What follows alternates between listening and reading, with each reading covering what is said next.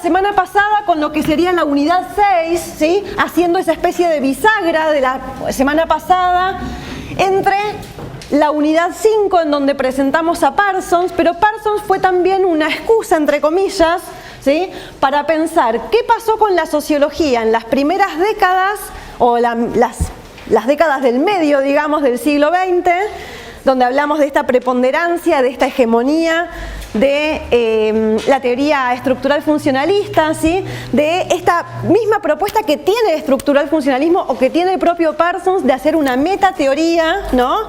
Y como dice el texto de Becerra, armar una teoría yanqui, ¿sí? Para el bloque occidental, ¿no? ¿Se acuerdan el título de Becerra?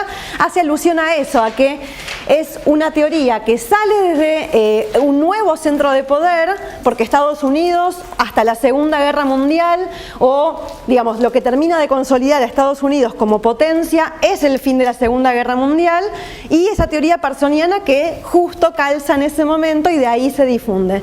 Pero veíamos la semana pasada que ya después de Parsons es el último, ¿no? De esta especie de padres fundadores que estarían en una especie de canon indiscutible, y después de Parsons, todo se vuelve discutible, ¿sí? Por eso Sidicaro iba a hablar de las sociologías en plural después de Parsons, que son las que vamos a tomar nosotros para trabajar este segundo cuatrimestre, ¿sí? Y siempre dialogando, vamos a ver que tanto en esta unidad con Giddens como en las siguientes con Bourdieu y más tarde con Foucault, aunque Foucault es bastante mal, ¿cómo se dice? Desagradecido, ¿sí? En el sentido de que uno lee a Foucault y Foucault nunca cita a Marx, o si lo citas para criticarlo básicamente. Creo, yo no sé si me estoy equivocando, que nunca menciona a Weber, ¿sí? Y sin embargo uno dice, vamos, Foucault, vos leíste a Weber, leíste a Marx, ¿sí? Pero bueno, Foucault es un poco más desagradecido, como digo. Quizás va a ser más difícil encontrar las referencias de Foucault a los autores clásicos, pero por lo menos en los textos que vamos a trabajar en esta unidad 6, como lo que vamos a trabajar en la unidad 7, que sería la de Bourdieu, todo el tiempo van a estar dialogando, ¿sí? Con nuestros autores de las primeras del primer cuatrimestre. Con lo cual, eso también me lleva a decirles que aquel que haya desaprobado el primer parcial, que haya hecho el recuperatorio y no le haya ido del todo bien, no lo piense como una mochila, ¿sí? Que voy a cargar por el resto de mis días. Estos autores, ¿sí? Quizás nos van a seguir sirviendo para entender cosas de Marx, para entender cosas de Weber, para entender cosas de Durkheim que no se entendieron hasta ahora, ¿sí? Y no se frustren en el sentido de que uno vuelve a agarrar a estos autores y vuelve a encontrar cosas que no había entendido antes. A mí me pasa hasta el día de hoy. Ayer intercambiaba un mail con un profesor con el que yo daba clases en otro momento que, nada, a cuento de que se están publicando obras inéditas de Durkheim, ¿sí? Y entonces él está en la presentación del libro y entonces le pregunto, bueno, a ver, ¿qué es lo que van a publicar? Y qué sé yo, y me dice, bueno, ¿y vos podés creer que recién ahora que leí esto, repensé, ¿sí? La idea de conciencia colectiva? Y yo digo, un tipo que da clase hace 40 años de Durkheim, ¿sí? Y sin embargo, digo, son autores a los cuales vamos a ir volviendo, y vamos a ir volviendo todo el tiempo, entonces de vuelta, no nos frustremos si no se entiende la primera vez, ¿sí? Y también aprovechemos algo que, de lo cual uno también puede aprender, y lo vamos a conversar hoy, que es la idea de la traducción, ¿sí? De traducir el texto que estoy, no solamente traducirlo de un idioma a otro, que ya de por sí es una complejidad, porque hay veces que hay ideas que están en un idioma y que son difíciles de traducir, ¿no? A otros idiomas, pero también traducirlo a mi propio contexto, ¿sí? Esos procesos de traducción no son sencillos, o sea, digamos, ¿cómo hago para dialogar con Durkheim, que estaba en Francia en el siglo XIX, y traerlo a Comodoro Rivadavia en un contexto que podríamos llamar también de crisis con Durkheim, pero hasta dónde esas dos crisis pueden llevar el mismo nombre, ¿sí? Vamos a trabajar hoy sobre la idea de interpretación, sobre la idea de traducción, ¿sí? Que siempre que uno intenta traer y traducir, de alguna manera traiciona. La palabra misma de traducción tiene esa idea de que traducir también es traicionar, es hacerle decir a ese texto algo que quizás no decía del todo. Pero vamos a ver que los autores que vamos a ver en este segundo cuatrimestre, en el caso de Giddens vamos a ver hoy que es clarísimo. Giddens es un traductor y un traidor de las teorías marxistas, weberianas, durkheimianas, ¿sí? Es un traductor porque lleva esa teoría clásica a ese capitalismo que decíamos que era un capitalismo avanzado. ¿Se acuerdan? La semana pasada planteamos que Giddens ya está pensando en que no es el mismo capitalismo el que vivieron Marx, Durkheim o inclusive Weber, ¿sí? El que él va a estar viendo ya para la década del 70 y del 80 digamos ya el siglo pasado, ¿sí? Entonces, la tarea que propone Giddens es traducir esas teorías clásicas a ese capitalismo avanzado. Pero en esa tarea de traducir también va a traicionar, ¿sí? Va a traicionar a estos autores porque los va a forzar, como les digo, a decir cosas que quizás esos autores no hubieran dicho. ¿Se entiende por dónde voy? Ese es el juego el que vamos a intentar haciendo, y nosotros a su vez entonces lo que vamos a después hacer es también volver a traducir y a traicionar a Giddens o a traducir y a traicionar a Bourdieu para que pueda dialogar con nosotros. Por eso la semana que viene vamos a trabajar un texto de una antropóloga argentina que es Patricia Aguirre, ¿sí? En esta idea de ir haciendo que esos textos tan lejanos vayan viniendo un poco más cerca, ¿sí? No me voy a meter hoy, digamos, apenas menciono esto, ¿sí? Pero para que vayamos pensando, la idea de los prácticos va a ser que el martes trabajemos en el práctico con el texto de Brígida Baeza, ¿sí? Que es la primera traducción y la primera traición que nosotros les proponemos para acercarnos a Giddens, ¿sí?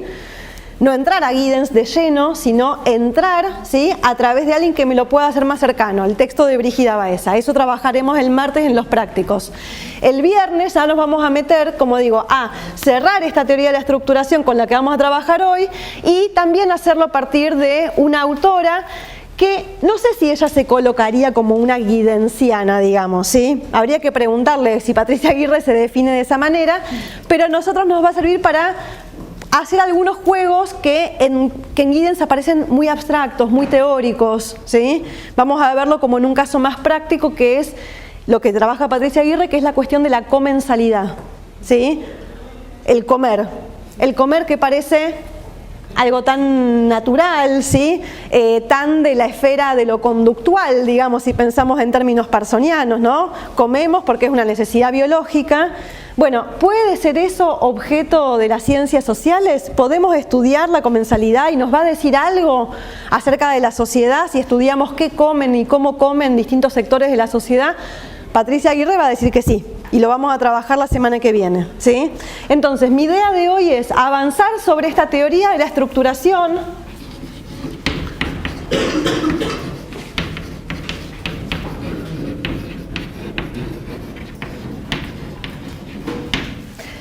que, como decíamos la semana pasada, es la propuesta de Giddens, ¿sí? Y Giddens a su vez ya es como un viejo conocido para nosotros, ¿no?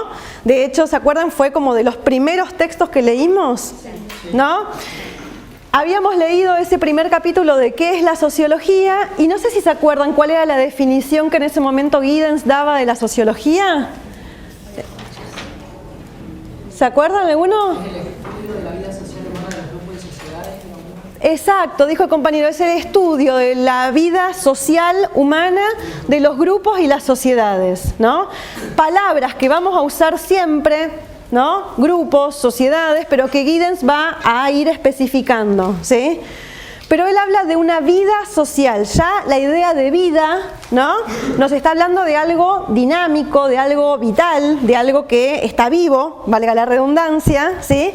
O sea que nos empezamos a sacar un poco ese lastre parsoniano, ¿no? De pensar en los sistemas y las estructuras, ¿sí? Y Giddens va a recuperar la idea de la vida. Por eso decía la cuestión del tiempo, porque en la cuestión de la vida, vieron que sociología es la materia de las malas noticias, ¿no? Bueno, entre las malas noticias que hoy les vengo a comentar, viernes aparte, siempre como la previa del fin de semana, como para que no la pases tan bien, ¿no? La vida, ¿sí? Conlleva necesariamente, ¿qué cosa? Su contraparte, la muerte. Menos mal que lo dijeron ustedes y no yo, ¿sí? Entonces digo, en Giddens está esta idea de que tenemos que pensar esa vida social, que por un lado es una vida individual, ¿sí? O sea, cada uno de nosotros vive, les aviso, un lapso finito, lamento comunicarles, no son eternos, no somos eternos tampoco, ¿sí? Vivimos un lapso de tiempo que es finito, ¿no?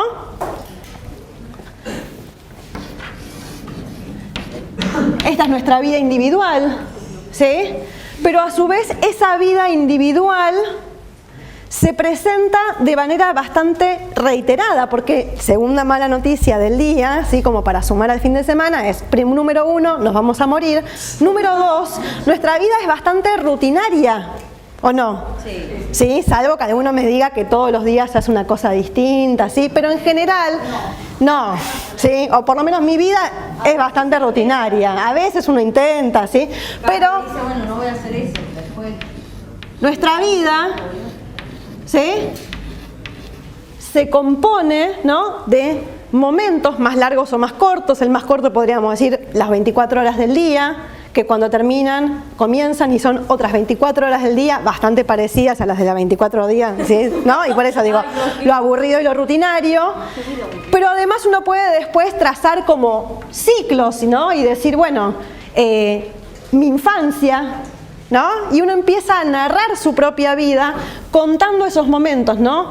En mi infancia yo viví en no sé dónde, o viví con no sé quién, ¿sí? Luego... Una pregunta, señora, por casualidad en algún trabajo no hay que hacer eso, ¿no? ¿Qué? ¿Contar su propia vida? Mirá, estás dando una buena idea. Bueno, no me acuerdo nada. Eso, ¿no? La memoria, el olvido, ¿sí? Uno va... si deshiciéramos el ejercicio que está proponiendo el estudiante,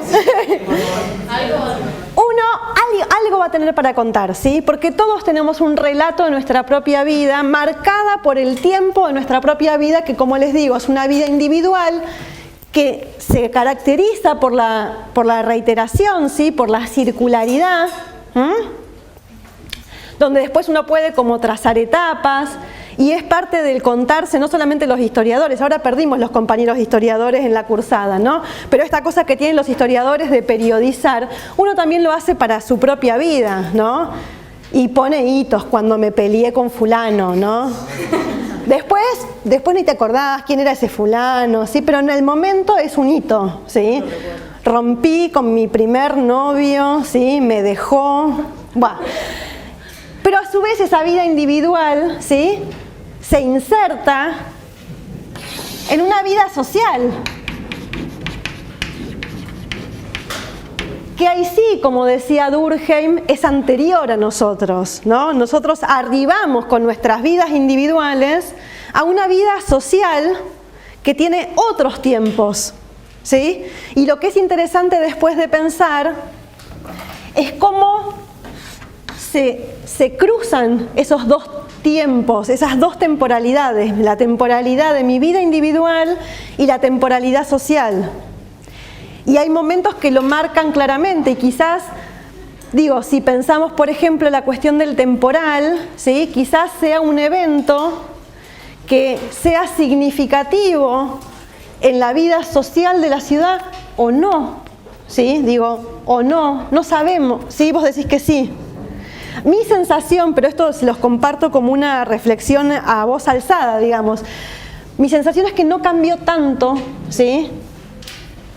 No viene cambiando tanto a posteriori la ciudad, quizás porque yo tenía expectativas de que cambiaran más cosas, ¿sí? Después del temporal. Por ahora mi sensación es que en la vida social de la ciudad no ha producido tantas transformaciones como ha, sí, producido más al nivel individual, ¿sí? Al nivel, si quieren llamarlo subjetivo, ¿sí?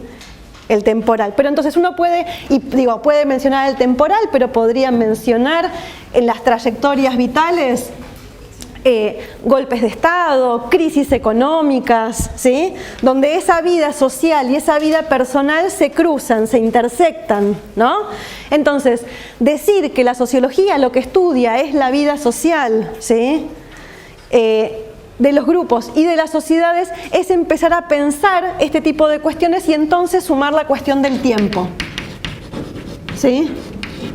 Y pensar que el tiempo no es algo que nos viene dado, como digo, ¿sí? No es que el tiempo está segmentado en horas, que las horas están segmentadas en minutos y los minutos en segundos, ¿sí? Porque como digo, no es lo mismo bancarme a mí 2 horas que tomar mate 2 horas, que estar 2 horas metido dentro de una licuadora, ¿no? Si es que algo así fuera posible, digo, no, o en una montaña rusa, ¿sí? Entonces, Giddens tiene otra particularidad, además de ser esto, un autor que a nosotros como que nos abrió la puerta, ¿no? Fue allá lejos y hace tiempo, cuando éramos jóvenes, los primeros días de clase, allá por marzo, ¿sí? Que es como la prehistoria ya nuestra. Fíjense también la cuestión del tiempo, ¿no? ¿No sienten que fue como hace añares? ¿Marzo? ¿Abril? Sí. ¿Sí? ¿No? Algunos dicen que no. Da vuelta, el tiempo es subjetivo entonces, ¿sí? Para algunos el año pasó volando. Sí, que pasó sí. mucho, pero no hace tanto tampoco, entonces... Eso, vos... Me siento así, es una cosa muy, muy rara, me quiero acordar y entré y ahora estoy acá y no sé cómo se voló. ¿Qué ibas a decir vos allá? Que la percepción del tiempo es subjetiva. Exacto, la percepción, ¿sí? ¿Sí? Esta idea de la percepción la vamos a tomar ahora de vuelta, ¿sí? Y otro tanto podríamos decir del espacio.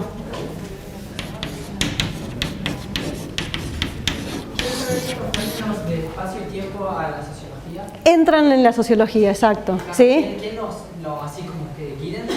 A ver, ahora vamos a volver a recuperar estas 2 tradiciones que Giddens marca, ¿sí? Como clásicas en la sociología, y podríamos decir que la idea de tiempo y espacio están más presentes en las corrientes que vamos a llamar hermenéuticas, ¿sí? Pero podemos decir eso.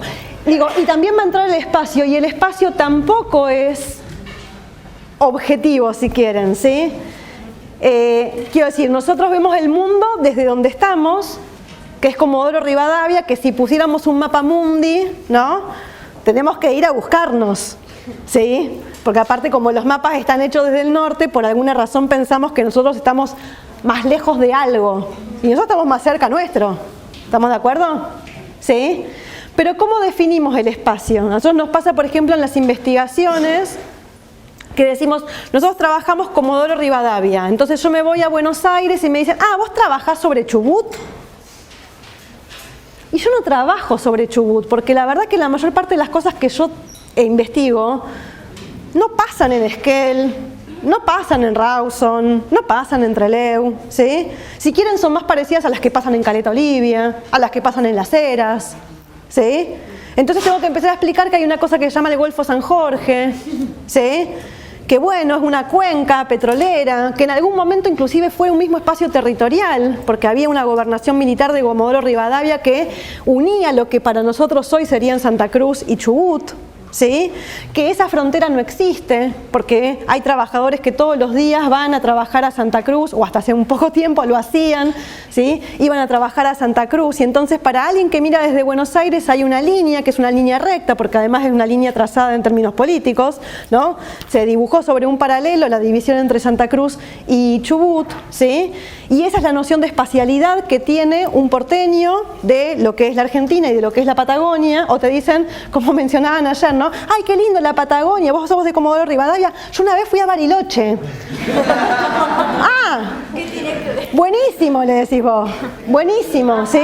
Yo no conozco Bariloche. ¿Pero cómo no conocés de Bariloche si sos de Comodoro Rivadavia? Y no, es que ¿sabés qué? Son 1.300 kilómetros, ¿sí? O sea, digo, el espacio, ¿sí? También es relativo, ¿sí? El espacio también es relativo, entonces pensar la vida social tiene que ver con pensar en una vida social que se desarrolla en un tiempo y en un espacio, ¿sí? Que son sociales, pero que también son individuales, que se los viven, ¿sí? De manera subjetiva y entonces cada uno de una manera particular, ¿sí? Bien, lo que sí tiene Giddens de manera objetiva es que es el único de nuestros autores, digamos, canónicos, porque como le digo, la semana que viene vamos a leer a Patricia Aguirre está viva, vive en la Argentina, etc. Pero Giddens, de estos autores, digamos, de estas corrientes sociológicas, si le queremos poner un nombre así, es el único que está vivo, ¿sí? Marx murió, Durkheim murió, Weber murió. Parsons, aunque parecía que no, también murió. Bourdieu murió, Foucault murió, Giddens está vivo, ¿sí? Me lo dijo un amigo, nació en 1938, con lo cual está por cumplir, ¿sí?, sus 80 años. Ahora, en enero, cumple 80 años Giddens, ¿sí? Y sigue ahí dando vueltas. Lo que nosotros trabajamos es lo que algunos llaman el segundo periodo de Giddens, con esta cosa de, ¿no?, armar periodos y etapas en la obra de los distintos autores, donde Giddens, como les contaba la semana pasada, en unas primeras obras lo que hace es volver sobre la lectura de los clásicos. Por eso les comentaba sobre este texto del 78, que son las nuevas reglas del método sociológico, ¿no?, donde ahí vuelve a discutir básicamente con Durkheim, pero tomando los aportes de Marx y de Weber, ¿sí? Y tiene un texto anterior del 71, ¿sí?, que es la teoría social moderna, donde ahí es como que él arma este nuevo trío en donde va a estar Durkheim, donde va a estar Weber, pero donde también Giddens va a sumar a Marx como uno de los clásicos de la sociología, ¿sí? Tras armar esa especie de, uno podría decir, árbol genealógico, ¿no?, y decir, bueno, mis abuelos, mis antepasados, a partir de ahora van a ser Marx, Durkheim y Weber, ¿sí? Eso es un poco lo que dice Giddens en la primera etapa de su obra, es que para allá, decíamos, la década del 80, es que Giddens propone esta teoría de la estructuración. Y decíamos la semana pasada que para armar esa especie de árbol genealógico y decir, bueno, ¿yo de dónde vengo?, que es una pregunta que también cada uno de nosotros nos hacemos, o que nos podríamos llegar a hacer. Bueno, ¿y yo de dónde vengo?, ¿sí? ¿Qué cuestiones me nutren a mí?, ¿sí? ¿Hasta dónde es importante que mi abuela haya venido de Polonia? ¿Eso está en mi ser o no?, ¿sí? ¿Qué partes de mi historia familiar no se cuentan, no se dicen? Y entonces también, ¿qué pasa con la historia oficial y qué pasa con las historias no oficiales, ¿no?, con los secretos, con lo no dicho? Bueno, Giddens, de alguna manera, cuando intenta armar su árbol genealógico, no de su vida personal, sino de su propuesta académica, decíamos la semana pasada que plantea que lo que ha habido en la teoría sociológica es un dualismo, ¿sí? Voy por acá. Un dualismo en la teoría social.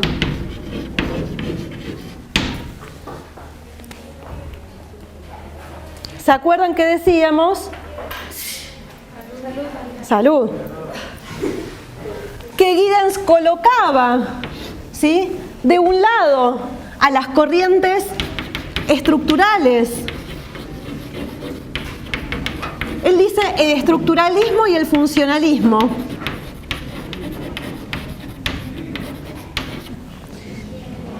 Y habla, por otro lado, de las teorías hermenéuticas,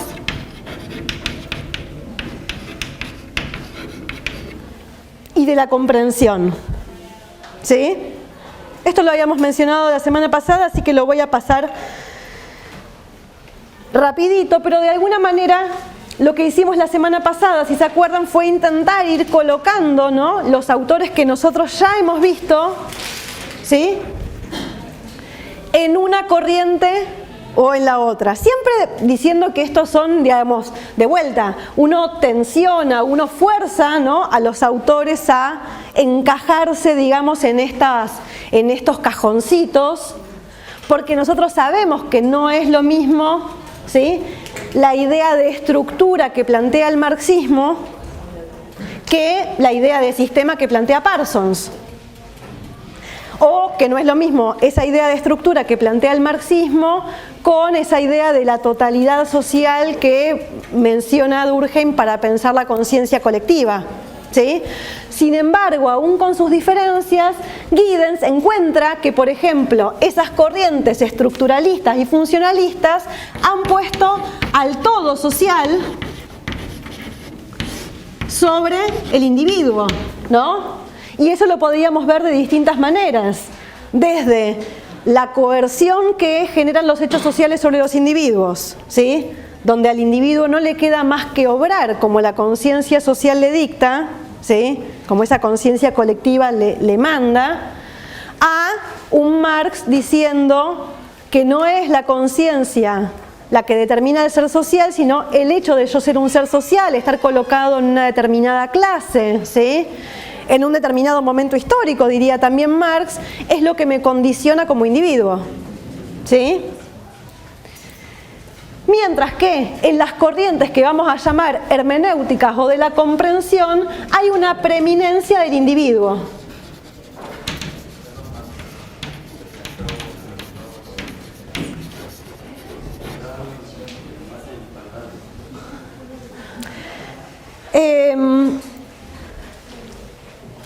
Por eso, y todo siempre a los intereses del propio Giddens de presentar su teoría, va a decir que estas corrientes estructurales y funcionalistas marcan una preeminencia de la estructura, mientras que las corrientes hermenéuticas marcan la preeminencia de la acción, ¿no? Entendida como acción individual, ¿sí? Como la acción que realiza un individuo. Ahora va a decir Giddens por ahí, y yo voy metiendo estas palabras complicadas porque el texto de Giddens, se los anticipo, es complejo, ¿sí? Y también tiene que ver una cuestión con la cuestión de la traducción. O sea, Giddens van a encontrarse con oraciones que son de 5 renglones y uno dice, pucha, ¿cómo hago para decir todo esto sin respirar? ¿Sí? Entonces, respiren, ¿sí? Con calma y métanse en esas oraciones porque, digo, no son así que sencillas, digamos, de leer. Giddens va a decir, entre las palabras complicadas que le mete a todo esto, es que las diferencias entre estas distintas corrientes que él encuentra en la teoría social han sido pensadas como diferencias epistemológicas.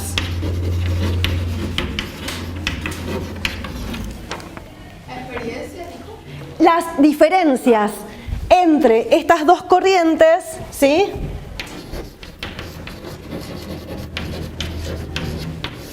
Han sido pensadas como diferencias epistemológicas. ¿Qué entendíamos por esta idea de epistemología? Y ahora que seguro avanzaron más en algunas de estas materias, en otras materias, ¿qué quiere decir esta idea de epistemología? La idea de episteme, ¿a qué hacía referencia? De hecho, ¿no tienen una materia que se llama epistemología algunos? ¿Sí? ¿En dónde? En turismo. ¿Y qué hacen en epistemología?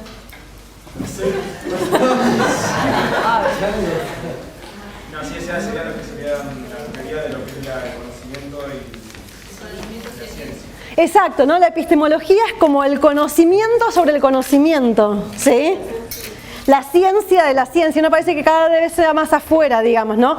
Que es, digamos, comprender, ¿sí? Cómo es que la ciencia estudia. Entonces, dice Giddens, las diferencias entre estas dos corrientes estructuralistas y hermenéuticas han sido pensadas como diferencias epistemológicas, quiere decir, como diferencias acerca de cómo cada corriente, ¿sí?, se acercaba al objeto de conocimiento, ¿sí? Si me acerco, ¿sí?, yendo... Bueno, es que justamente lo segundo que va a decir Giddens es que entonces las diferencias entre estas dos corrientes no son solamente epistemológicas en el sentido de las maneras de conocer, ¿sí?, sino que también tiene que ver con diferencias ontológicas.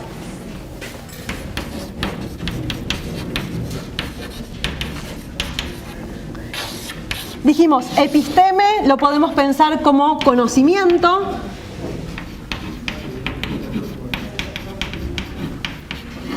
¿Sí? Onto, ¿saben qué significa? El ser, exacto.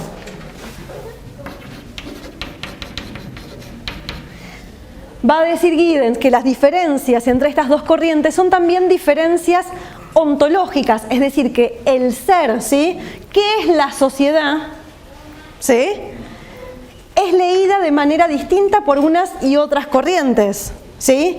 ¿Cuál es la naturaleza de la realidad social? Nos venimos preguntando desde el primer día de clases, ¿sí? ¿Qué es la sociedad? Y lo que Giddens dice es que entre estas dos corrientes no hay solamente distintas maneras de abordar el conocimiento, sino que además lo que van a ir a conocer, ¿sí? Es distinto. Para uno son las estructuras, para otro es la agencia individual. Y va a sumar entonces también Giddens, o lo sumamos nosotros, que estas diferencias entre estas dos, entre este dualismo, ¿no? Que había en la teoría, que podríamos decir sigue habiendo en la teoría social, nos marca también diferencias metodológicas. ¿Sí? Porque no va a ser la misma manera en la cual yo voy a ir a investigar si lo que pienso es que hay estructuras sociales, y entonces si considero que hay estructuras sociales, probablemente ¿qué métodos, qué se les ocurre? ¿Cómo podríamos conocer las estructuras sociales? Sean estructuras económicas, sean estructuras culturales. ¿Qué podríamos hacer para conocer la estructura de Comodoro Rivadavia? ¿Cómo? Investigar, observar. ¿Pero cómo? ¿Observar qué? ¿Investigar qué? Su origen. El origen. ¿Y ahí a qué iría a buscar? ¿Cómo? La función le suma la compañera Parsoniana, ¿sí? ¿Qué sería estudiar la función? ¿Sí? Esa ciudad, ¿no? Ir al origen, entonces, desde una perspectiva estructural funcionalista, Comodoro Rivadavia probablemente esté ligada a la producción de petróleo, ¿estamos de acuerdo? ¿Sí? De hecho, no hay pocas voces hoy que dicen que Comodoro es inviable, ¿no? Está siendo disfuncional. ¿Por qué? Porque está produciendo algo que hoy a nadie le interesa comprar, que es el petróleo local, ¿sí? O por lo menos el ministro de Energía de nuestro país considera que es más beneficioso importar petróleo más barato de donde sea, refinarlo en La Plata, a que comprar el petróleo medanito, escalante, digamos, como se llama el petróleo que se extrae en la zona, ¿sí?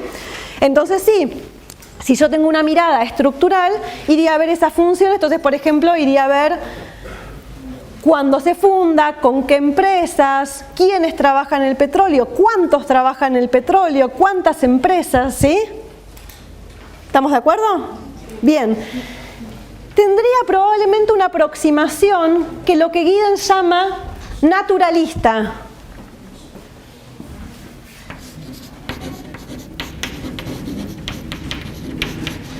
¿Sí? Que es el mote que Giddens usa, ¿sí? Para indicarle a estas corrientes estructurales y funcionales esta recurrencia que a veces tiene la sociología o ciertas corrientes de la sociología de usar la metáfora del organismo para pensar la sociedad, ¿sí? Nosotros la vimos ya en Durkheim, ¿sí? La idea de la sociedad como un organismo, ¿no? Que puede tener enfermedades, ¿sí? Etcétera, etcétera, que reaparece con fuerza esa idea organicista en Parsons, ¿no? Y ahí aparece la idea de la muerte, ¿no? Y de cuando una parte de la sociedad deja de cumplir la función para la cual estaba prevista, ¿sí?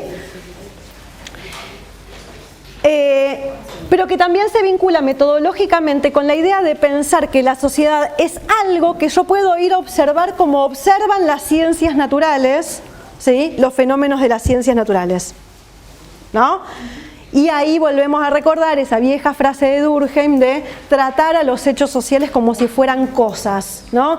Entonces, si yo quiero estudiar la sociedad comodorense, la tengo que ver como si fuera una cosa, ¿sí? E intentar describirla en sus propiedades, ¿no?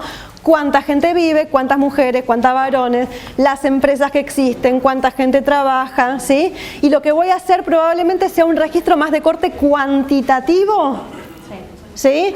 Voy a poder hacer un panorama, de la ciudad de Comodoro Rivadavia con cierta pretensión de objetividad, como si fuera algo que yo estoy poniendo bajo un microscopio, ¿sí? Y que observo como podría observar una célula, ¿sí? Mientras que las corrientes hermenéuticas van a partir de la idea de que este mundo social, ¿sí? es es un mundo dotado de sentido. Ahí aparece Weber. ¿Sí? La diferencia, digamos, central entre estas dos corrientes, y ahí tenemos que volver a pensar esta idea de hermenéutica, decíamos, este dios Hermes, ¿sí? Que Hermes era el mensajero, ¿sí? Hermes era el que traducía los mensajes de los dioses a la gente, y traducir no es...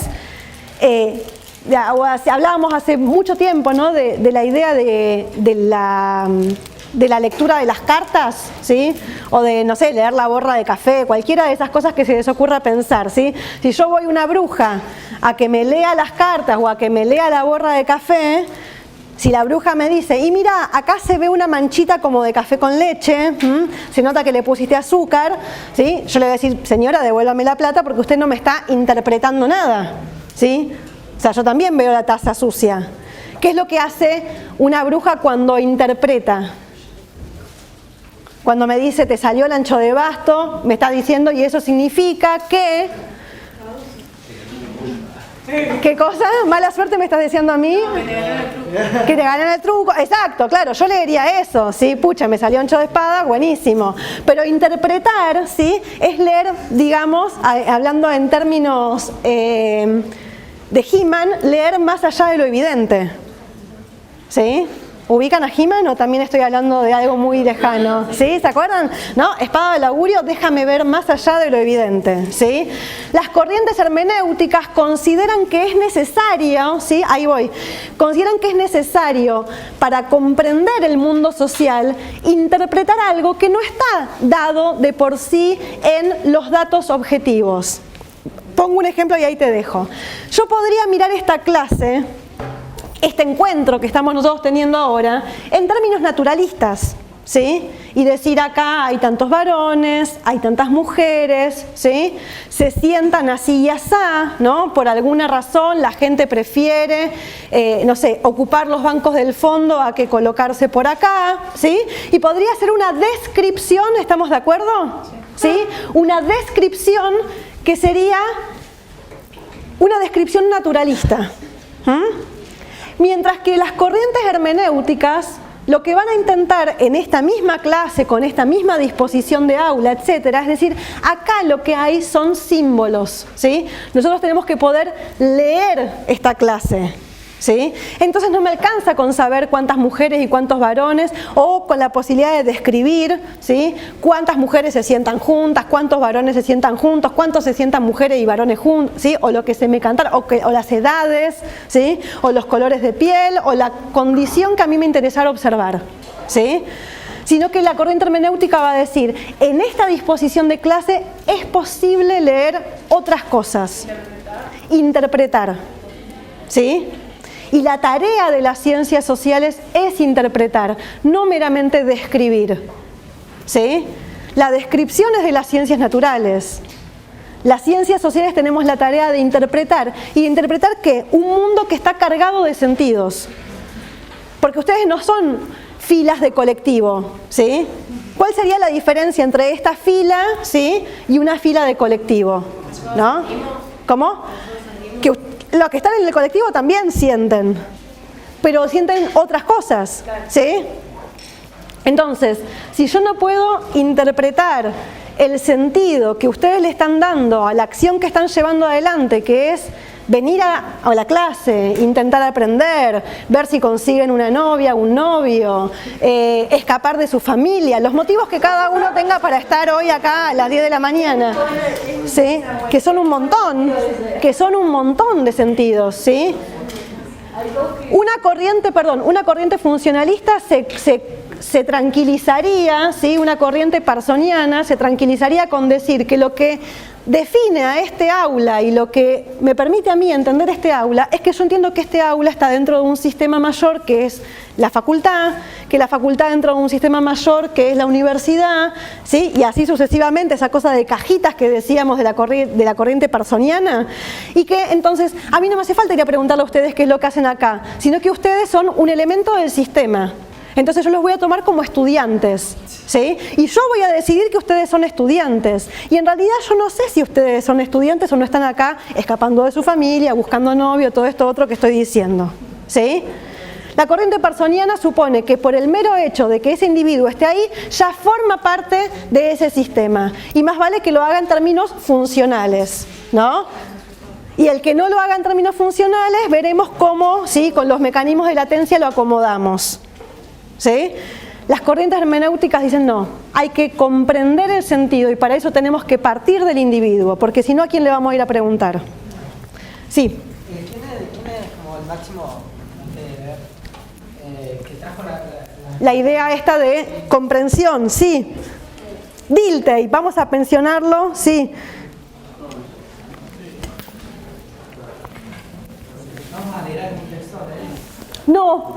No, porque en realidad estas corrientes hermenéuticas, ¿se acuerdan cuando hablamos perdón, ahí para afuera, ¿no? Cuando hablamos de Weber, hablamos del romanticismo alemán. Y un poco viene de esa tradición la corriente hermenéutica, ¿sí? Lo tenemos a Dilthey, que podría ser como...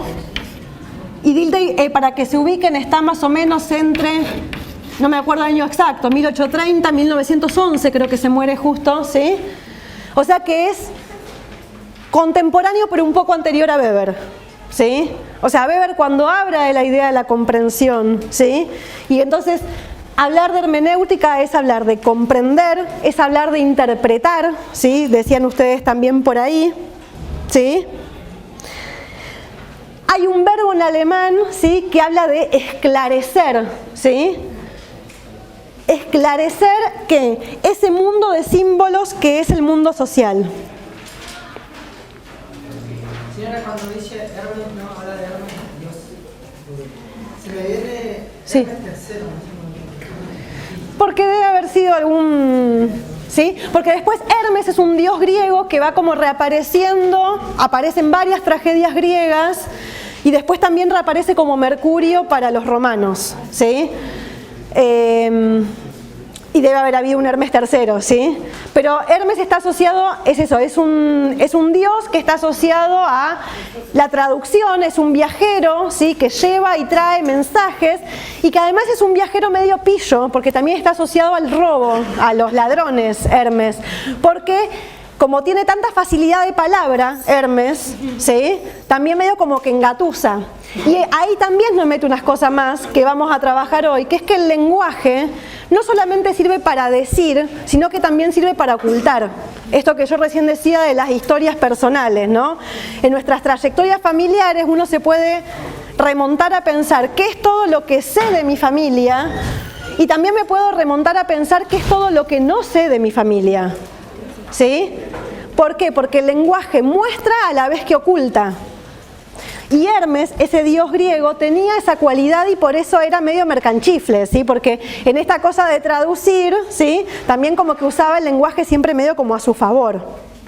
Estas ideas que digo, no las estoy diciendo azarosamente, ¿sí?, para que pensemos en esta idea de la interpretación. Decíamos entonces, las diferencias van a ser epistemológicas, ¿sí?, acerca de qué es el conocimiento de lo social. Van a ser diferencias ontológicas porque en definitiva lo que piensan es maneras distintas de qué es la sociedad, por ende lo van a estudiar también de maneras diferentes. Frente a esa mirada naturalista vamos a decir que las metodologías hermenéuticas, como recién mencionábamos, buscan esa comprensión, ¿sí? Y entonces probablemente sus metodologías van a ser mucho más de corte cualitativo. ¿Qué quiero decir con esto? Que me va a interesar, ¿sí?, trabajar fuertemente las categorías, los conceptos, y cuando voy a investigar me va a interesar sobre todo comprender lo que vamos a llamar las categorías nativas.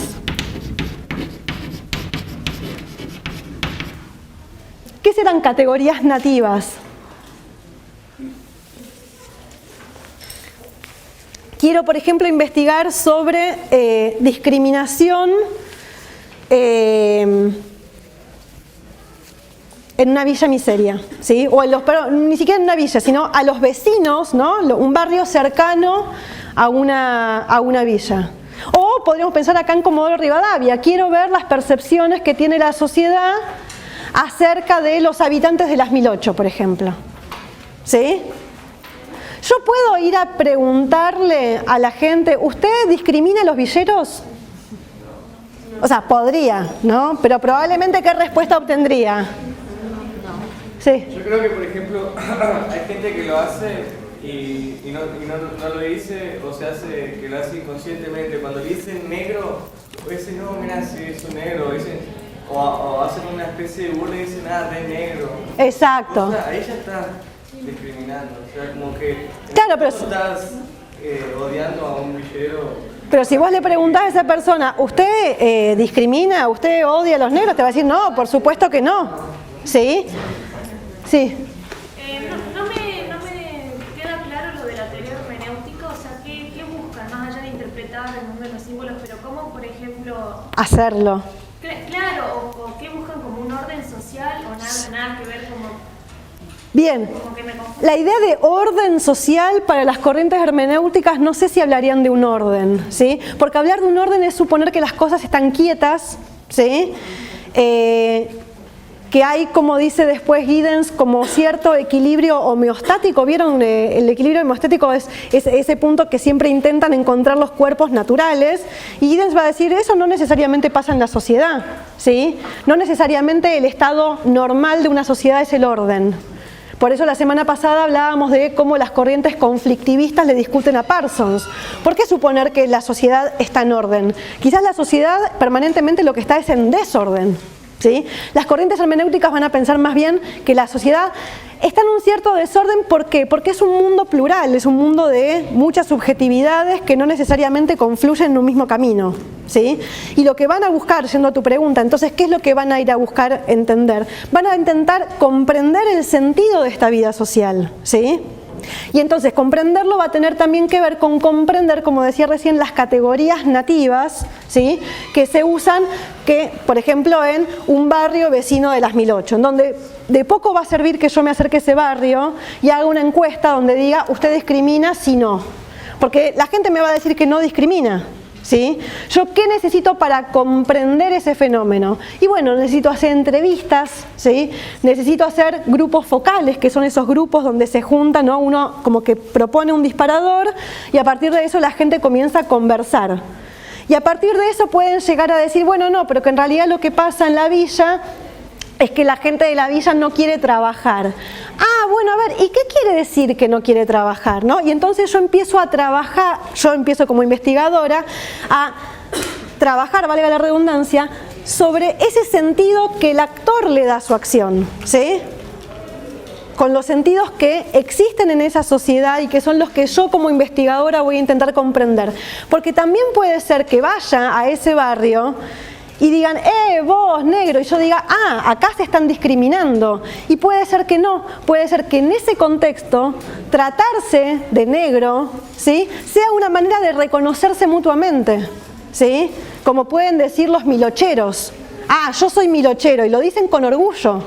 Y ahí no hay un ejercicio de discriminación, al contrario, ahí lo que encontrás es, como pasó con tantos términos, ¿no? Como pasó con la idea de tortas, de trabas, digamos, yo que vengo a trabajar sobre el campo de la diversidad sexual, está muy presente eso de lo que era un mote despectivo se toma a favor, ¿no? Y el movimiento de la diversidad dice, sí, somos putos peronistas. Y uno dice, ay, pero ¿cómo se dice puto? ¿No está discriminando? No, no, lo reivindican. Entonces, empezamos a ver que los mismos términos, como negro, como puto, como milochero, no tienen un significado per se. Yo tengo que entender el contexto en que se da ese término para poder entender su significado. Y eso es interpretar. ¿Sí? Entonces, o sea, todo tiene su peso, la palabra como la use va a tener diferente peso. Porque tengo que tomar en cuenta el contexto. Eso es lo que hace Dilthey en particular, ¿sí? El trabajo de esa escuela que yo decía romántica, ¿sí? Del romanticismo alemán, lo que va a hacer es empezar a releer la historia en contexto. Decir, bueno, podemos leer a los historiadores, pero tenemos que entender qué estaban diciendo de acuerdo al contexto en el que estaba ese historiador, ¿sí? Y eso va a ser interpretar un texto histórico. Y yo ese mismo mecanismo lo puedo hacer, como les digo, para pensar que milochero puede ser un término despectivo cuando lo dice un vecino, y dice, no, porque esos son todos unos milocheros, ¿sí? O puedo pensar que es un ejercicio de autoafirmación de gente que vive en el barrio y dice, sí, yo me reivindico como milochero. Nosotros los milocheros tenemos aguante, nosotros los milocheros no sé qué cosa. Y el sentido, fíjense que con la misma palabra cambia por completo. La tarea del investigador es poder interpretar eso, ¿sí? Poder comprender eso. ¿Y por qué? Porque el mundo social no es un mundo de cosas dadas, es un mundo ya interpretado. Yo les quería dar, pero íbamos a perder mucho tiempo, pero les recomiendo, para ir pensando estas cosas, hace 2 años creo, estudiantes de acá, de nuestra facultad, hicieron un documental que se llama Desenterrados. Ah, ¿lo vieron? ¿Alguno lo vio? Sí. ¿Y lo vieron por así de casualidad o por cómo? Por la materia, por ahí introducción a la comunicación. Ah, en introducción a la comunicación lo propusieron. Bien, los que no son de comunicación y no lo vieron, está bueno. Dura 20 minutos, por eso era un poco largo para verlo todos juntos. Pero lo traigo a colación porque en Desenterrados son 3 cirujas que vivían acá creo que uno de hecho falleció hace poquito, ¿no?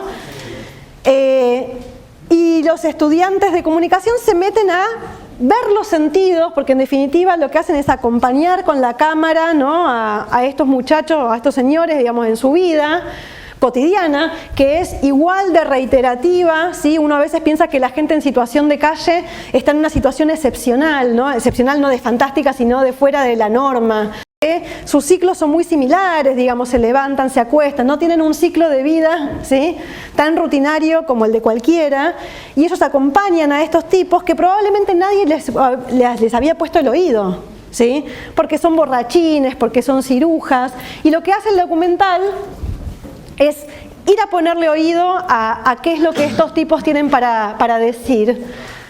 Y con lo que nos vamos a encontrar es con que todos tenemos algo para decir, porque todos interpretamos el mundo en que vivimos, ¿sí? Es decir, todos tenemos una primera teoría acerca del mundo en que vivimos. Por eso Giddens va a hablar de que la tarea de la ciencia social es hacer una doble hermenéutica.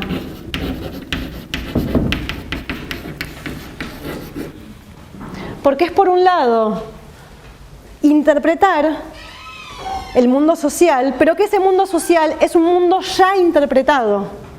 No hay nadie que viva sin interpretar la realidad en la que vive. Todo el tiempo estamos leyendo y codificando, y esto lo veíamos con Weber, ¿se acuerdan cuando decíamos, fulanito me miró mal, qué habrá querido decir? ¿No? Todo el tiempo estamos haciendo como este ejercicio, ¿sí? De interpretar al otro. Yo me comunico con el otro, pero cuando me comunico con el otro todo el tiempo que tengo que estar interpretándolo, siempre estoy traduciendo qué es lo que me está diciendo, ¿no? Poníamos el ejemplo ese de llevarle flores a la muerta, ¿no? A mi abuela, que pobre sigue viva y yo la sigo matando cada vez, ¿no?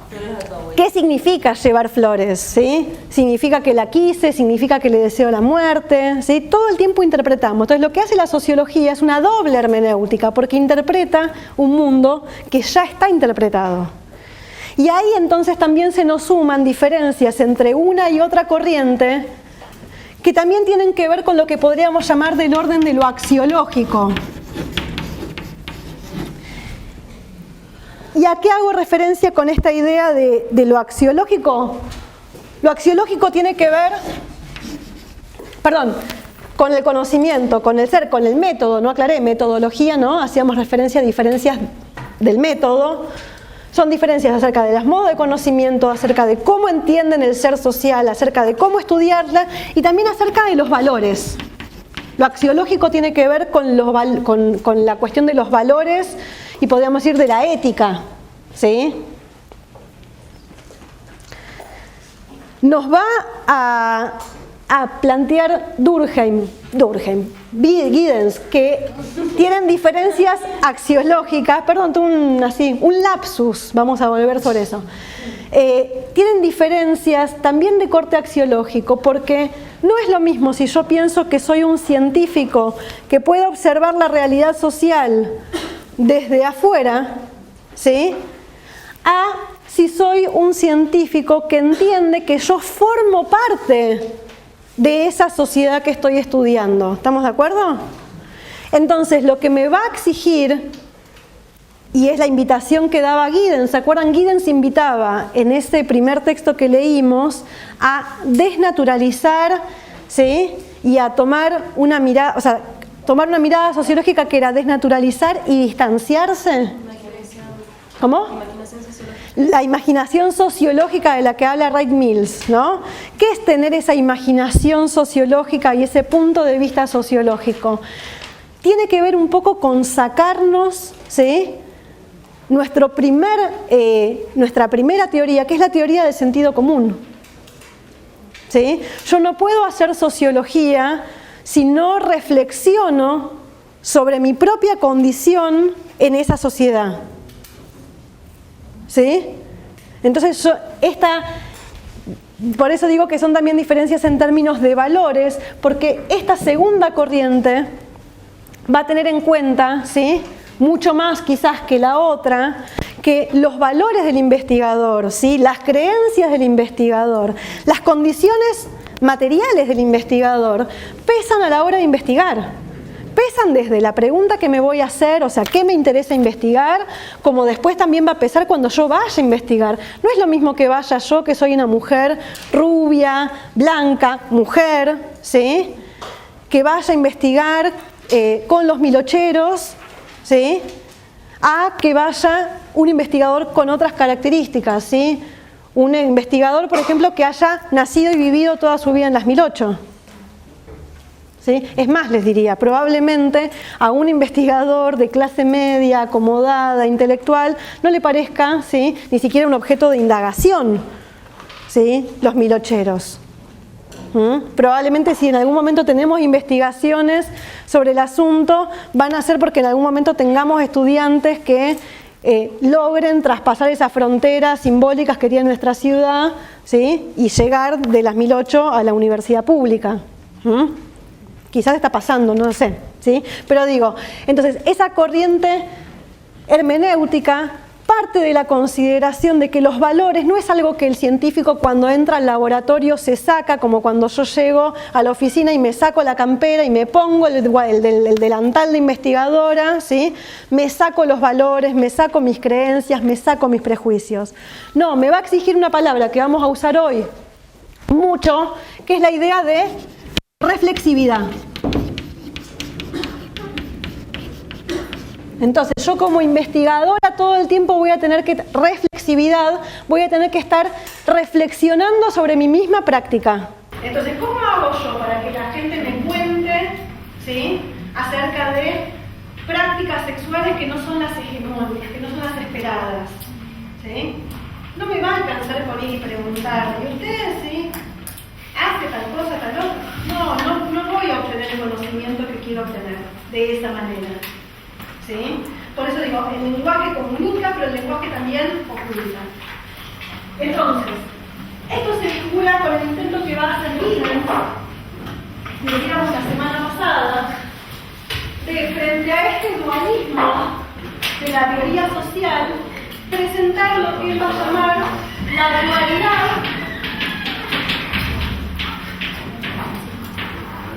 de la estructura. Fíjense que son palabras parecidas, ¿sí? Dualismo y dualidad, pero no son la misma. Porque el dualismo me va a hacer referencia a A o B. Y hace estudios de lo que podríamos ir llamando una microsociología, ¿sí? La sociología del encuentro cara a cara.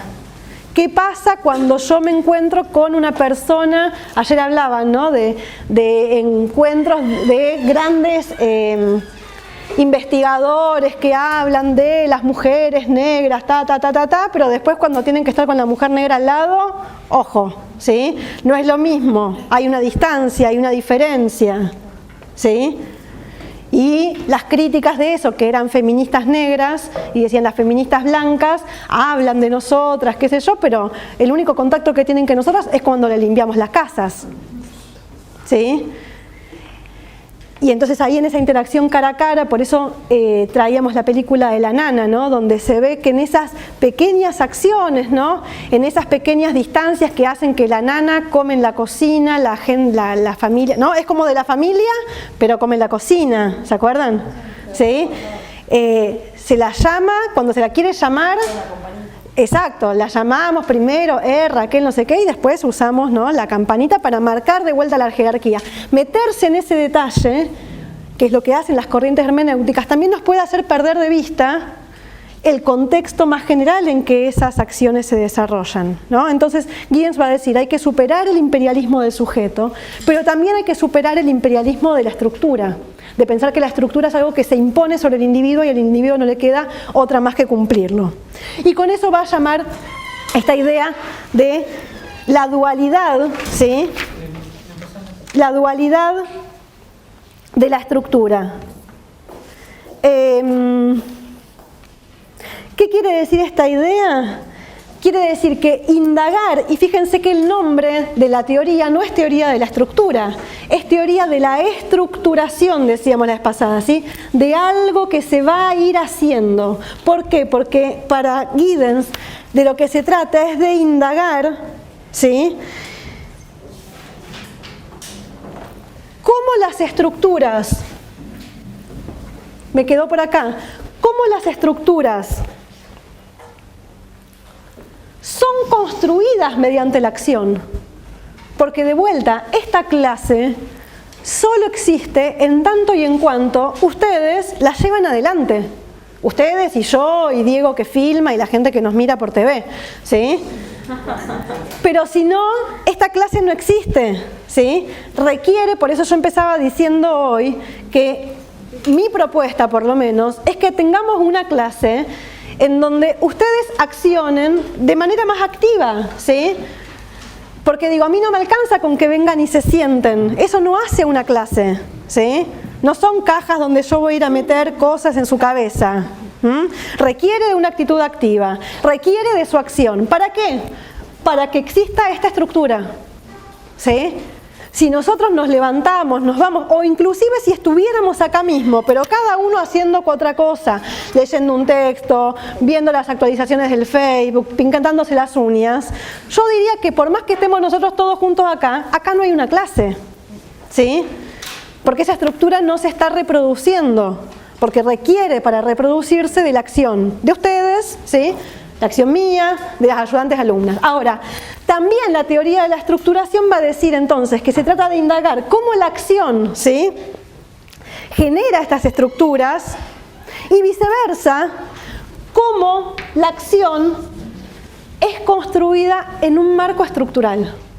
Parece un juego de palabras medio raro, pero tiene que ver con esta idea de la dualidad, ¿sí? Las estructuras son construidas mediante la acción y a su vez la acción es construida en un marco estructural. Porque tampoco es que ustedes vienen acá de la manera que quieren, como quieren, ¿sí? Están condicionados, me animaría a decir otra cosa más, me animaría a decir que están constreñidos, pero la estructura tiene, para Giddens, esa doble cara. Por un lado, constriñe, dice Giddens. Constriñe, ¿qué quiere decir? Moldea, ¿sí? ¿No? Constreñir a mí me suena igual a otro campo, ¿sí? De problemas que uno puede llegar a tener, pero como llega el fin de semana no se los voy a contar, ¿sí? ¿No? La idea de algo como que me aprieta, ¿no? Sí, nos quedó la imagen a todos en la cabeza, ¿sí? Pero constreñir, dice Giddens, no es sobredeterminar, no es obligar, ¿sí? Que la estructura me constriñe quiere decir exacto, que me moldea, que me orienta, ¿sí? De alguna forma. Por un lado la estructura constriñe, pero por el otro lado habilita. Ustedes llegan a esta clase, saben que se tienen que sentar, que no vamos a estar sentados en ronda, ni en el piso, ni tocando la guitarra, ¿sí? Sino que voy a estar yo hablando 2 horas seguidas, ustedes aguantándome. Están constreñidos, ¿sí? Ahora, sin esa estructura tampoco existiría la clase, ¿sí? Yo necesito de esa estructura para que pueda tener lugar esta acción también. Entonces la estructura constriñe, pero por otro lado habilita. No habría acción posible sin esa estructura. ¿Se ve esto? Ahí vemos esa doble cara, se ve esa dualidad, ¿sí? También podríamos decir, entonces, de la misma manera, que la estructura es, por un lado, condición para la acción, ¿sí? Y resultado de esa acción.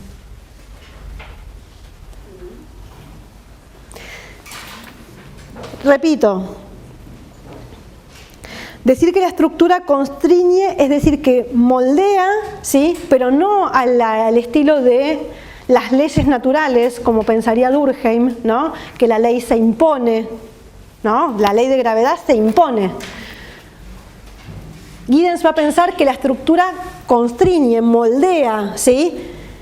Me fuerza de alguna manera. ¿Cómo? Condiciona es otra palabra que podríamos decir, pero que por otro lado no hay acción sin una estructura. O sea que la estructura también habilita la acción. ¿Sí? En todo lo que hagamos, todo tiene estructura y acción. Exacto. Si cambiaría esto, no sería una clase, pero sería algo más que igual tendría estructura y acción. Exacto. Que es lo que, por ejemplo, en algún momento me voy, ¿no? Los grupos anarquistas, por ejemplo, que intentaron poner en cuestión las formas de producción de conocimiento y que esta forma de conocimiento es un horror, ¿sí? Digámoslo, ¿no? Digámoslo en el aula y lo digo yo arriba y ustedes abajo, ¿no?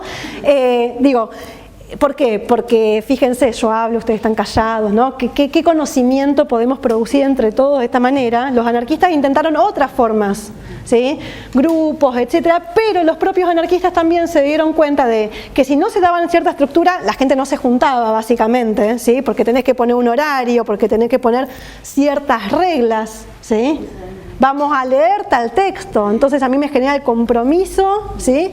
De que tengo que leer ese texto para ir a esa situación. Es decir, que quiera que no, ¿sí? No hay una acción meramente libre, así flotando en el aire, ¿sí? Toda acción está condicionada por una cierta forma de estructura que en todo caso, como decían los propios anarquistas, es discutamos qué estructura, pero no va a haber acción sin ningún tipo de estructura, ¿sí? Y entonces también es donde la estructura es la condición para la acción, ¿sí? Porque yo tengo este aula, porque tengo este sistema universitario, es que ustedes pueden estar acá, ¿sí? Siendo estudiantes, pero a su vez esta clase existe como resultado de que ustedes están acá, ¿sí? Quizás la comparación más feliz para pensar esto es el lenguaje, ¿sí? De vuelta, para los de comunicación va a ser como algo medio ya papa sabida, ¿no? Pero el lenguaje tiene esta misma condición. El lenguaje me limita, porque tengo un número limitado, acotado de palabras y porque además para que el otro me entienda tengo que acomodarlas en el orden correcto, lo que se llama la oración. ¿Sí? ¿Sí? Lo podemos como imaginar, ¿sí? Yo no podría hablar sin reglas del lenguaje. Ahora, también, en la medida en que vamos hablando, ¿sí? O sea que por un lado, entonces, el lenguaje me constriñe porque limita, ¿sí? Lo que puedo decir, cómo lo puedo decir, pero a la vez no podría hablar y ustedes no me podrían entender si no compartiéramos esas reglas del lenguaje.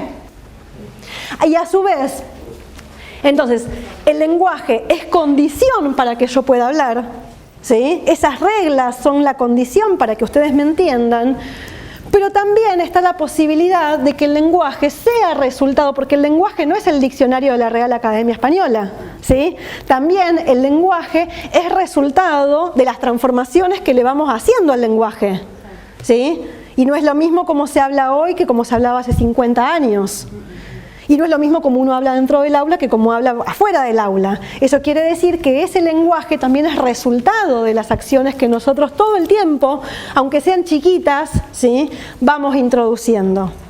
Entonces lo que va a discutir Giddens cuando hablamos de estructura es pensar, dice, todas las metáforas que se han usado para pensar la estructura son poco felices, ¿no? Porque en general la estructura se la ha pensado con las metáforas como espaciales, ¿no? Espaciales no del espacio, sino del espacio exterior, quiero decir, sino esas metáforas del edificio, ¿se acuerdan? Lo veíamos con Marx, ¿no? La idea de que hay una estructura económica sobre la que se montaría una superestructura de ideas, valores, leyes, etcétera, ¿no? Siempre la metáfora del edificio o del esqueleto también, ¿no? Pensar que, si volvemos a esas metáforas organicistas, pensar que la estructura de la sociedad es el esqueleto, ¿sí? Y que luego ese esqueleto se mueve, pero siempre condicionado por el hecho de que yo no tengo rabo, por ejemplo, ¿sí? O que no tengo 3 patas. Entonces, Giddens dice, todas esas metáforas, ¿sí? De la idea del edificio, de la idea de lo rígido, ¿no? La estructura como algo rígido y como algo que ya está, dice, no son metáforas felices. Vamos a pensar más bien en que lo que hay son agentes, ¿sí? ¿Sí? Y que las estructuras, yo traje tizas de muchos colores a propósito y no las estoy usando, ¿sí? El marxismo, el estructuralismo en todas sus versiones, el funcionalismo, pensaría, ¿no?, que la estructura es algo que condiciona, ¿no?, y marca, mete dentro de un edificio, mete dentro de un esqueleto a la acción social. Parsons lo planteó directamente así. ¿Qué hace la sociología? Estudia los sistemas de la acción social, es decir, no hay acción social por fuera de un sistema, ¿no? Pero el sistema sería algo ajeno a la acción. Giddens, en cambio, lo que va a proponer, y ahí el texto de Brígida Baeza cierra con esto, y a mí me parece que es muy clarificador en este sentido. Brígida Baeza va a decir que para Giddens las estructuras no son externas al individuo, ¿sí? Lo atraviesan. Y esta idea de que nos atraviesan las estructuras, ¿sí?, digo, nos mete en otro terreno de cuestiones, porque entonces me tengo que volver a preguntar, ¿sí?, ¿quién soy yo? ¿Qué hago yo con esas estructuras que no están ahí afuera, sino que forman parte de mí misma? ¿Sí? ¿Qué hago yo con esas ideas de discriminación, ¿sí?, de desigualdad, que no son ajenas, que no son externas, ¿sí?, me atraviesan? Por eso decía que es una pregunta que también tiene que hacerse el propio investigador, porque de vuelta no va a poder ser que yo me saco las estructuras sociales y me pongo a investigar como si fuera un sujeto libre, no, ¿sí? Me siguen atravesando las estructuras aún cuando estoy investigando. Entonces tengo que tener una reflexividad sobre eso. Pero si no quiero ser investigadora en ciencias sociales, que nadie está obligado a hacerlo, ¿sí?, realmente no lo recomendaría, se lo digo. No, digo, igual estamos atravesados por estas estructuras, ¿sí? Y estamos atravesados, digamos, de manera permanente, y ahí, si quieren, nos podemos meter a pensar en ese agente, ¿sí?, que para Giddens el agente va a ser un agente entendido. ¿Qué quiere decir? Permiso, borro acá lo de constriñe y habilita, ¿sí? Giddens va a decir, primero, agente, ¿sí?, no es un agente de la KGB, no es el agente 86. Agente es el que tiene la capacidad de actuar, ¿sí? Y actuar, ¿sí?, Giddens va a decir obrar. Para Giddens, actuar es la posibilidad de producir diferencia.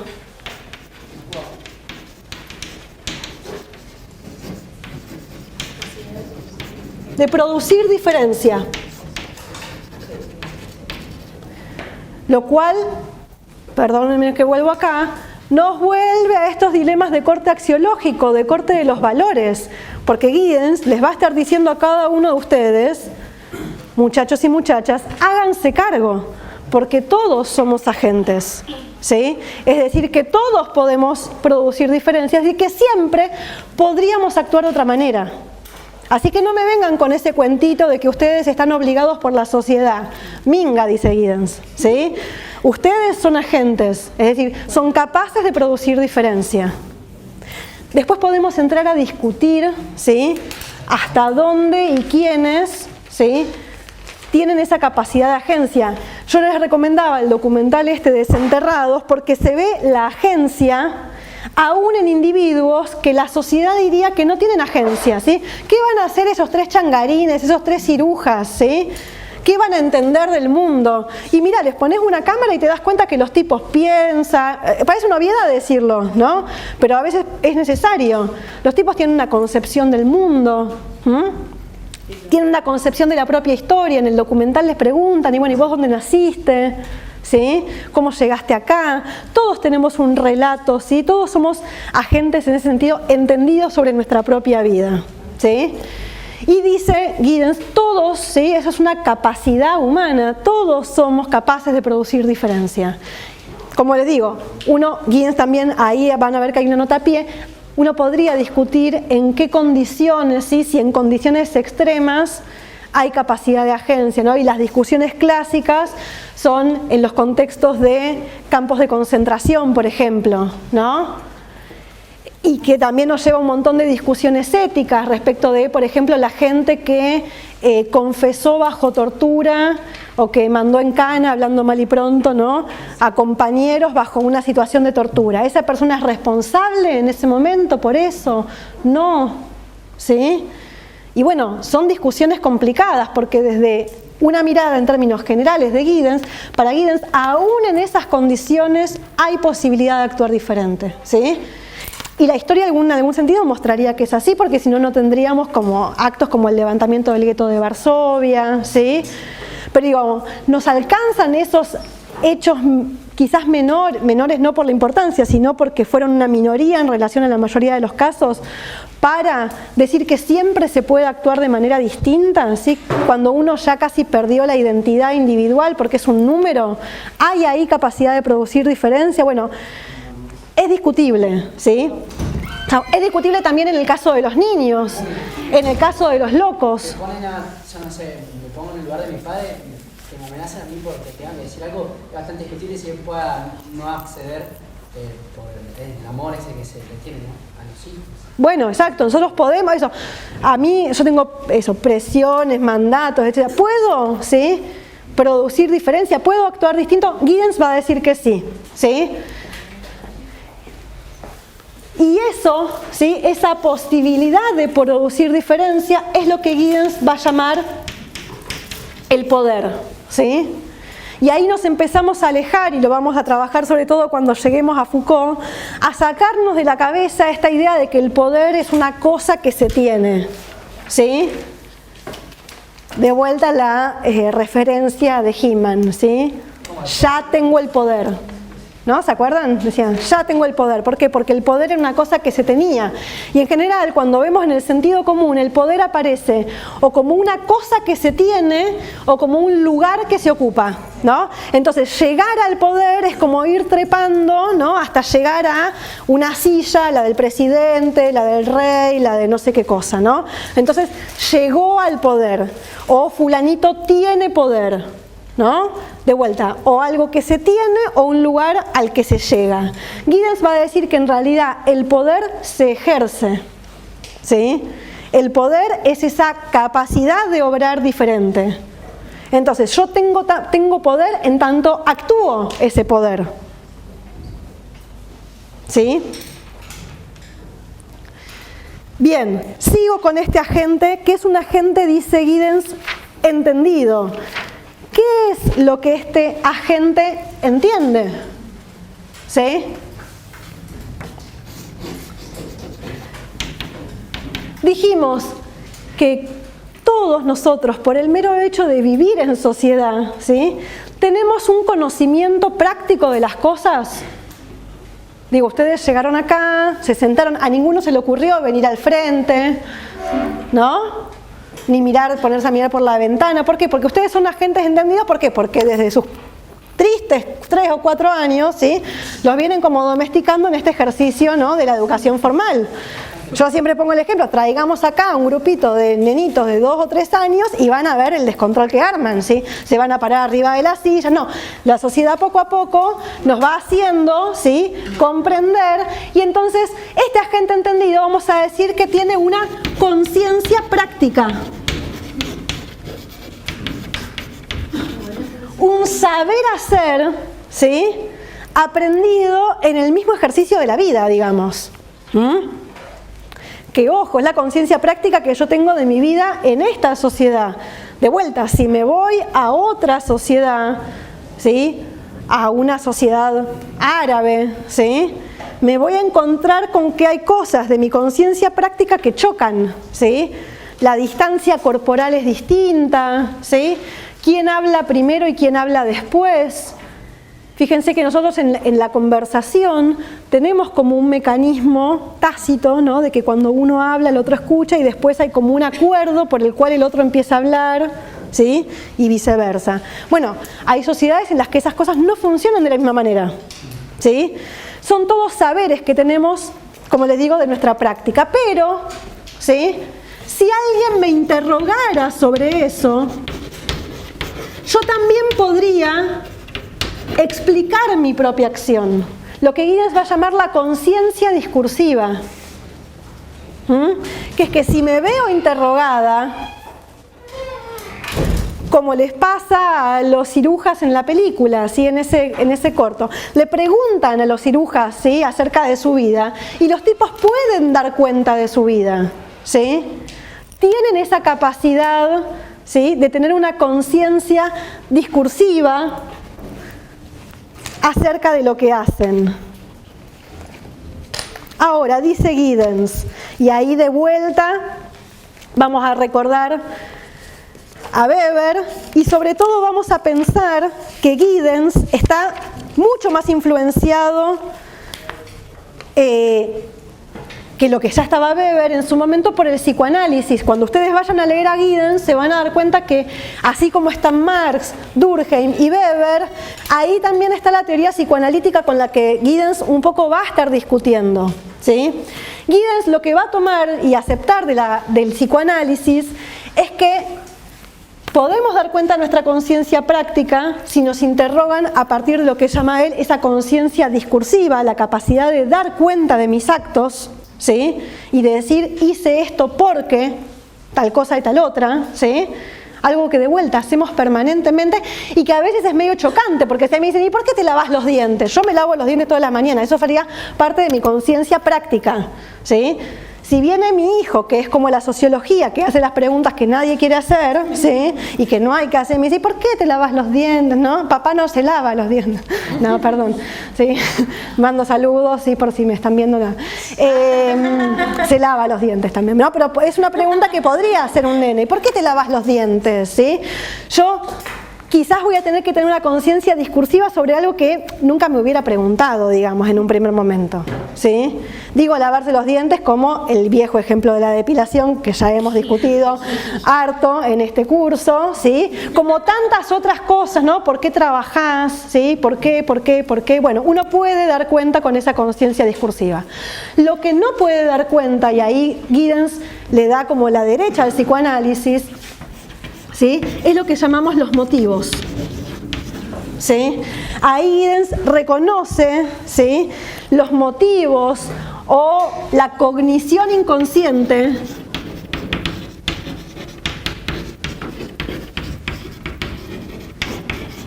¿sí? Motivos inconscientes, cognición inconsciente. Es que Giddens reconoce, como ya había reconocido Weber, pero donde además se puede sostener mucho más, estamos en la década del 80, sobre toda la teoría psicoanalítica, en que el sujeto no puede dar por completo cuenta de sus motivos, ¿sí? Porque a veces son desconocidos por el propio actor, ¿sí? ¿Estamos de acuerdo con esto o es la tercera mala noticia del día? Actuamos, pero ¿saben qué? Los motivos profundos, ¿sí? No lo sabemos. Yo quiero estudiar comunicación porque me interesa, no sé qué. No, vos estás resolviendo un problema, ¿sí?, interno, ¿sí?, porque el psicoanálisis siempre la culpa la tienen los padres, así que algo deben tener que ver, ¿sí? No lo sabemos, ¿sí? Algo, ¿sí? No lo sabemos. Y de alguna manera Giddens casi como que renuncia. Ustedes van a encontrar en la página 44 esto, un dibujito donde él dice, bueno, entre esa conciencia práctica y esa conciencia discursiva hay comunicación, ¿sí? Yo, aún esas cosas que mi conciencia práctica me lleva a hacer y no sé por qué las hago, si me preguntan, puedo argumentar. Ahora, de lo que no puedo argumentar, y por eso marca como una doble raya ahí, es lo que yo no puedo saber son mis motivos, ¿sí? Vieron que yo hace un rato dije, tuve un lapsus, ¿sí? Un lapsus son esas confusiones del lenguaje, ¿no? Uno quiere decir una cosa y se le escapa otra. ¿Hay un audio de WhatsApp con eso? ¿Qué? Ah, sí. Una patada en la piña. Bueno, yo podría, o sea, yo tengo historia de lapsus bastantes, ¿sí? Como todos en realidad, así que nadie se haga el vivo, todos cometemos lapsus. El psicoanálisis cree que en esos lapsus, ¿sí?, es donde como de alguna manera se filtra el inconsciente, ¿sí? Entonces dice Giddens, bueno, sí, uno podría ir a buscar como esos lapsus, ¿sí?, para intentar leer ese inconsciente, pero eso lo dejamos, ¿sí? Se lo dejamos al psicoanálisis, sí, perdón. Me hace una pregunta, tiene que ver cuando vos por ahí querés decir algo y cuando lo decís pues te repetís y decís lo que dije. Sí, o eso, invitar, ¿sí? O sea, querer decir una cosa, decirla, lapsus es eso, son confusiones, mezclar palabras, ¿sí?, colocar la palabra equivocada, en el momento equivocado, además en general. Entonces se van a encontrar ustedes con que Giddens va a plantear lo que él llama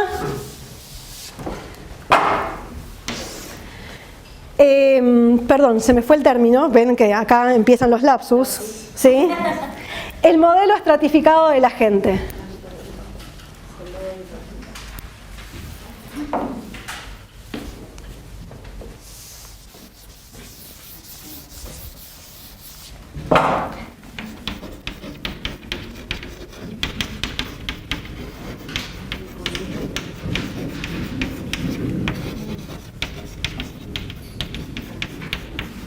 Que también lo va a representar con un grafiquito en la página 43, donde de vuelta va a decir, hay motivos para la acción desconocidos, ¿sí? Desconocidos inclusive para el propio agente. Esos motivos inconscientes, ¿sí? No puedo dar cuenta de ellos. De lo que sí puedo dar cuenta es de la racionalización de mi acción.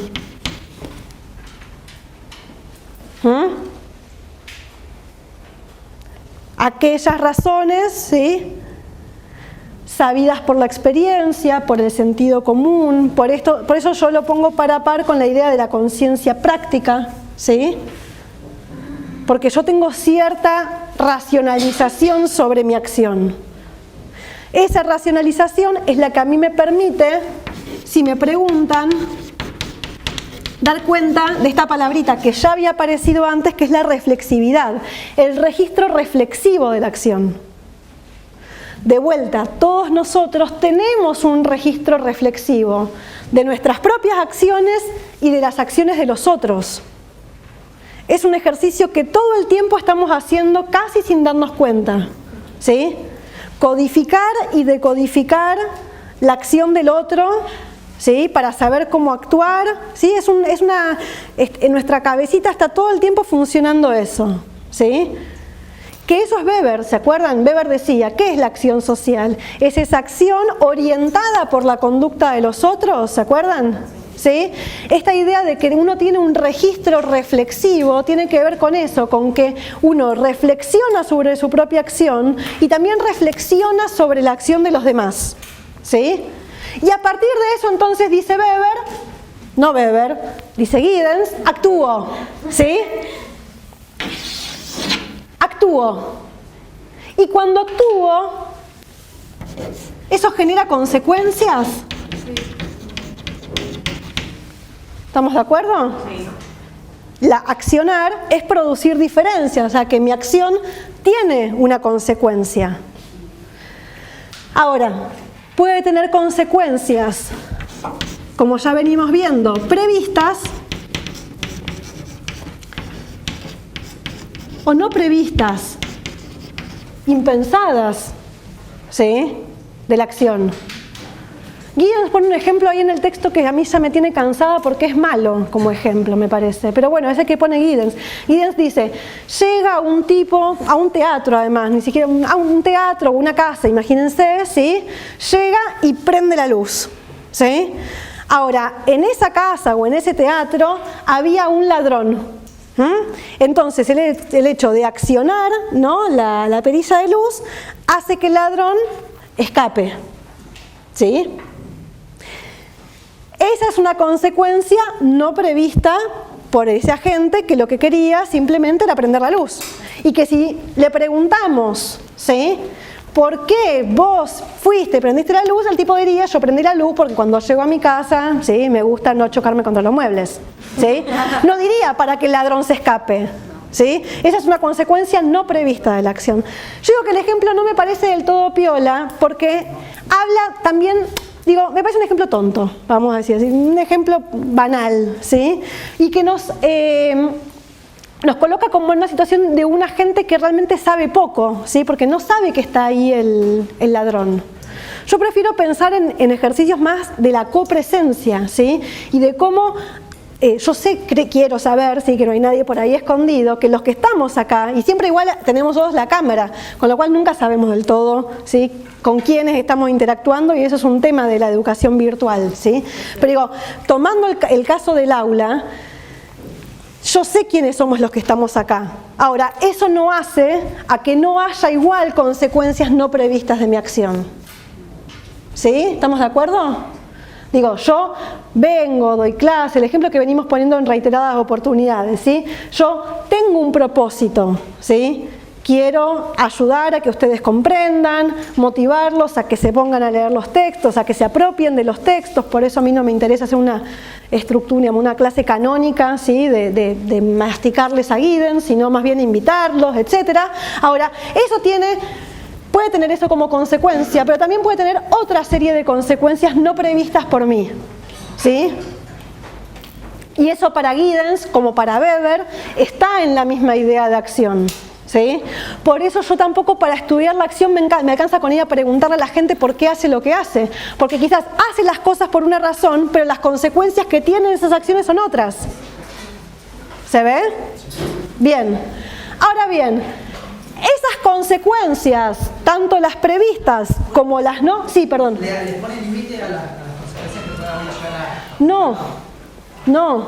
Las consecuencias no previstas... No, y también previstas no tienen límite. No. Sería lo que uno podría llegar a hacer. Exacto. ¿Sí? La hipótesis sería lo que puede llegar a pasar. Exacto, La propia hipótesis de la acción que hace para lo que puede llegar a pasar. Yo actúo con ese registro reflexivo que tengo, suponiendo que lo que hago va a tener como consecuencia lo que yo espero que suceda. ¿Sí? Vivimos de esa manera, ¿no? Así Vivimos. Sí. Para nuestra propia seguridad. Sí. Vuelvo sobre esto que decíamos, chicos, la clase termina en 15 minutos. ¿Sí? Yo no terminé. Los que tengan que irse, háganlo de la manera más elegante posible, que el video ni se entere del ruido que están haciendo, ¿no? Cerramos 10 minutitos más, terminamos menos 5. Esas consecuencias, algunas de ellas previstas y muchas de ellas imprevistas de la acción, ¿sí?, son a su vez, luego, condiciones para una futura acción, con lo cual toda acción también se desarrolla en un marco de condiciones conocidas por el actor y también en un marco de condiciones no conocidas, no previstas inadvertidas, exacto, y vamos a llegar a un círculo, condiciones inadvertidas de la acción. Por eso les decía que la metáfora de el tipo que llega y prende la luz no me parece muy feliz, porque es como demasiado obvio que cuando el tipo llega a la casa o al teatro, no me acuerdo cómo es, una de las condiciones no conocidas que tenía este señor cuando llega a la casa era que no sabía que adentro de la casa había alguien. Sí. Ahora, yo prefiero pensar en que también es una condición no conocida por mí, el conjunto de cosas que a ustedes les pueden estar pasando en la vida o en la cabeza, ¿sí? Y que son cosas que yo no manejo a la hora de dar una clase, ¿sí? Estamos encontrándonos, es una situación de encuentro, ¿sí? Es una práctica social, va a decir Giddens, pero yo conozco parte de esas condiciones, sí, yo sé que ustedes no son estudiantes de ingeniería, ¿sí? Sé que son mayores de 18 años, sé que todos ustedes terminaron el secundario, ¿sí? Hay un montón de condiciones que yo conozco, pero también hay un montón de condiciones que para mí son condiciones inadvertidas, ¿sí?, de la acción.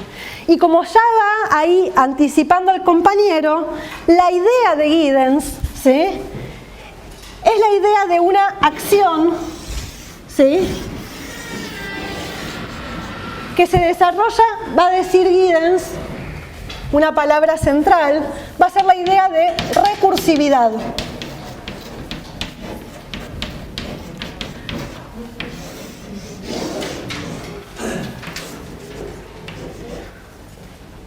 Va a decir Giddens, la estructura es recursiva. Si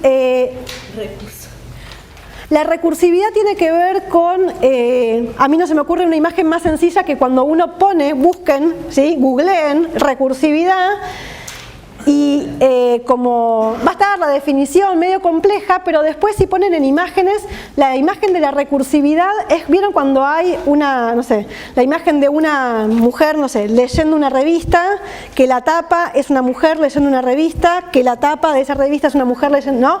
Esa cosa al infinito, ¿sí? Exacto, ¿sí? Esa es la idea de la recursividad, de una acción, ¿sí?, que contiene en su propia acción el pasado y el futuro de esa acción, ¿sí?, y que a su vez esa otra acción contiene el pasado y el futuro de esa acción. Entonces, va a decir Giddens, y con esto sí cerramos, dice, la estructura es recursiva. Es decir, esa estructura social solo existe en tanto haya, ¿sí?, algo que la repita, ¿sí? ¿Qué es lo que la repite? La acción. Pero ¿qué es lo que también puede hacer que esa estructura cambie? De vuelta a la acción, porque dijimos que la acción era la capacidad de producir diferencia. Entonces, para cerrar, ¿qué va a ser la sociología para Giddens? Ya lo habíamos dicho, en la sociología, en el libro que es la sociología, Giddens dijo, es el estudio de la vida social, de los grupos y de las sociedades. Giddens, en este trabajo que nosotros estamos leyendo, va a decir que la sociología es el estudio de prácticas sociales ordenadas en tiempo y espacio, ¿sí?